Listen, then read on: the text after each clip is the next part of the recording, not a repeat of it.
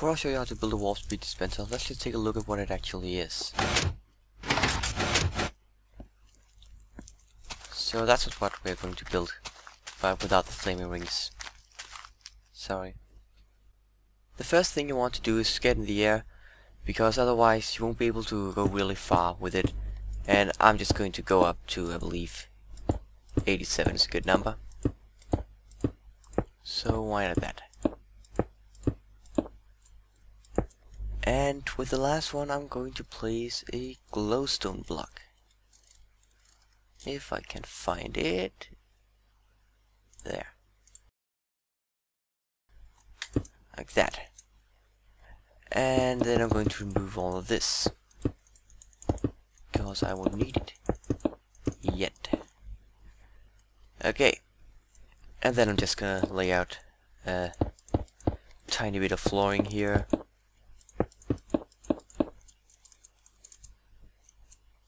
And a wall on this side of it like this here. Good. I'm gonna replace that one with blue wool, basically to make it all easier to wire, so you know what's what. Blue is an input, if you're wondering. So that means whenever you see blue wool, that's an input. And I'm also just gonna build a few walls around this. We also want to have a piston here, and it's important that it's a sticky piston, because otherwise it's not going to stick very well. And that is fairly important in this project. So yeah, you want to place some wool here, or any other type of block, and begin wiring it. Now you can see, because this one is on, this is receiving power.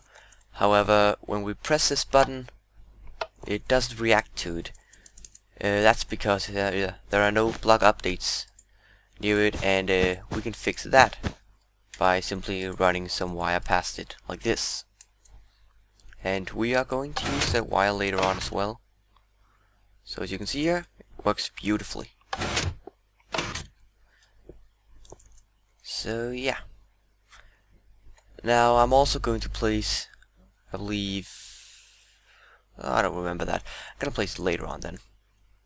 I'm gonna have to place one here.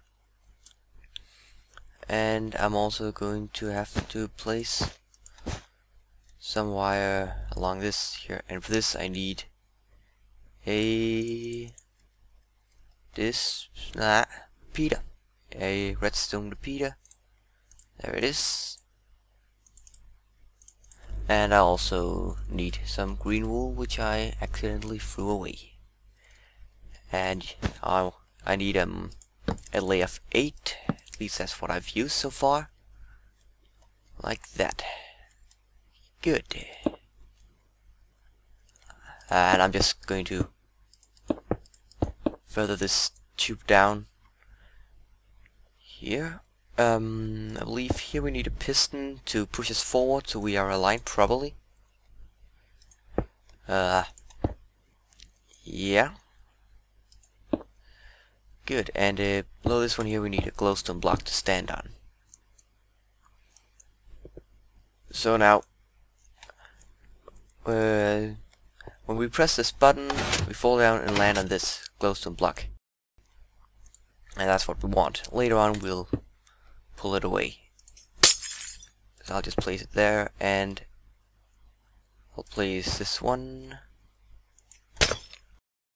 and then I'll place a button on it. Now that button I'm gonna place right now acts as kind of fail-safe, because I've tried sometimes when I get stuck in this room, and then I just have this button right there, so that I can simply so all I have to do is simply press that button, and it'll just activate as if nothing happened.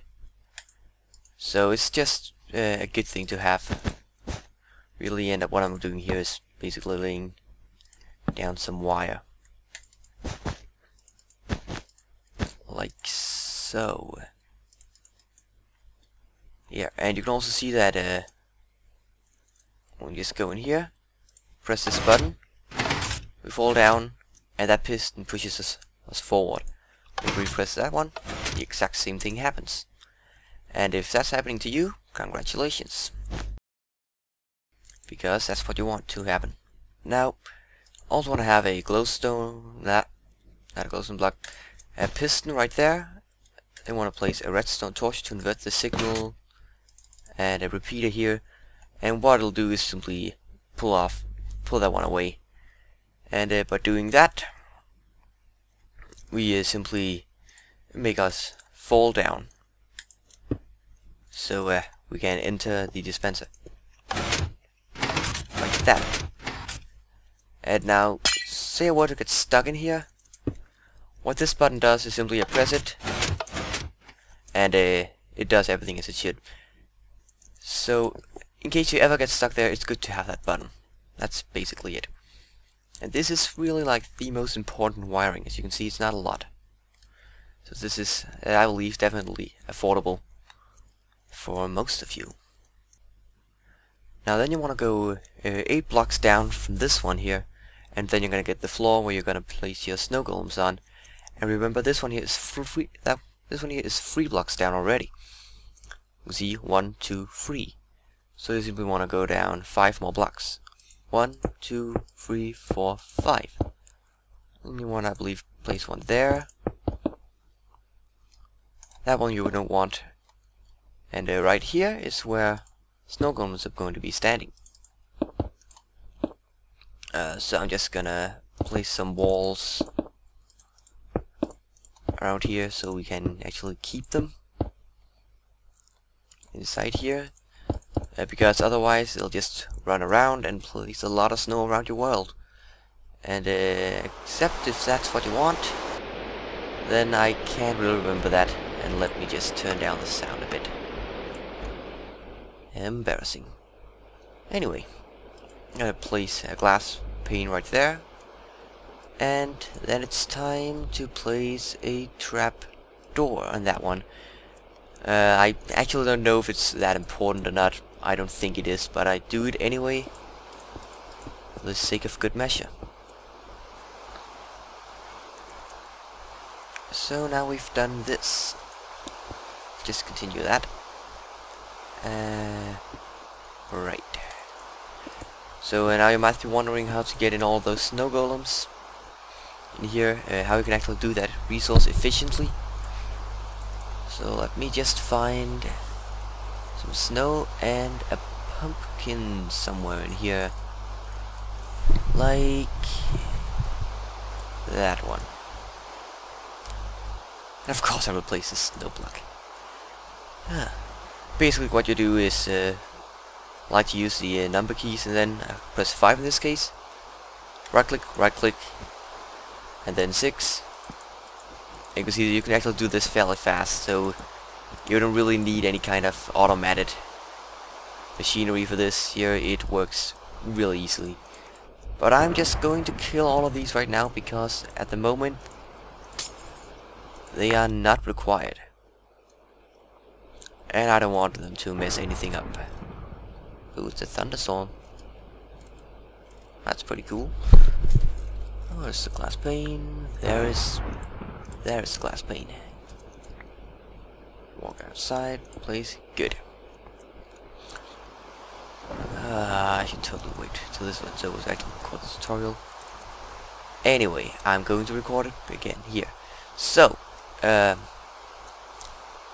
you can see how you create all the pumpkins, all the snow golems in there. And now it's time to make sure that they don't get away from this place here. And there are a few things you want to do in order for that. One of them is you want to place a piston right here. What it does is simply hold them in place, give them as little space as possible. And if I'm not mistaken, I also want a piston right here to press in the block in front of them. And You notice I made this a blue wool block. That's because it's going to be an input to this lever here. Like that. And now if I were to enter this, which I'm not, I wouldn't be able to jump around in it. You also want to have that one right there. Oh wait, you want to have it right there. You want to have it opened to give them even less space to jump in. And that's gonna make it a bit more efficient. Now they still can't get out because of that glass plane right there. So you don't have to worry about that. Obviously, you also want these pistons here to be able to retract like that. So you can place the snow golems in here, like I showed you before. And I'm not gonna do that on camera because I believe you can figure that out on your own. So yeah. So now when you have a load of snow golems down there, it can be somewhat hard to actually place it in that block. So I just want to show you a neat little trick that I tend to use for that. I simply do like this. Destroy the piston, that one, and then I've got it there. And that's always something you can do if you have trouble placing it on the block itself. Also, another little trick you can use is that up here, entities, this number here shows how many entities are on the screen that are being drawn, and that is usually around the number of snow golems you have in your machine. Unless there are a lot of other entities that will also be drawn. And thus you can use that to figure out how many are in there. And I want 200, I believe, so I'm just going to place them. It's gonna take 200 snow golems. 200. This is absolutely not good for my computer, but oh well.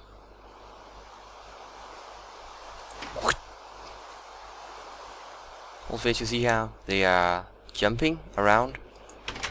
In order to avoid that, I'm gonna place that one in. So now you can see they can't jump around. And that makes this quite a lot more reliable, because otherwise you hit them early on and you won't really fly far. Okay. So, as you see, our little prototype here works pretty well. And it even looks fairly reliable. Like it sends me somewhat straight. Same direction. Now if it weren't for all of those lag spikes, I would be able to see my position. But I'm not able to do that. So yeah, I'm not gonna try to do that. That simply doesn't work. But anyways, you can see this one here was fairly reliable. They are not always that much reliable. So sometimes you wanna place some fairly large railings along this, like this, and also on the other side, because otherwise they tend to send you to the side. Now I don't know exactly how far this one got me. Might have gotten me very far.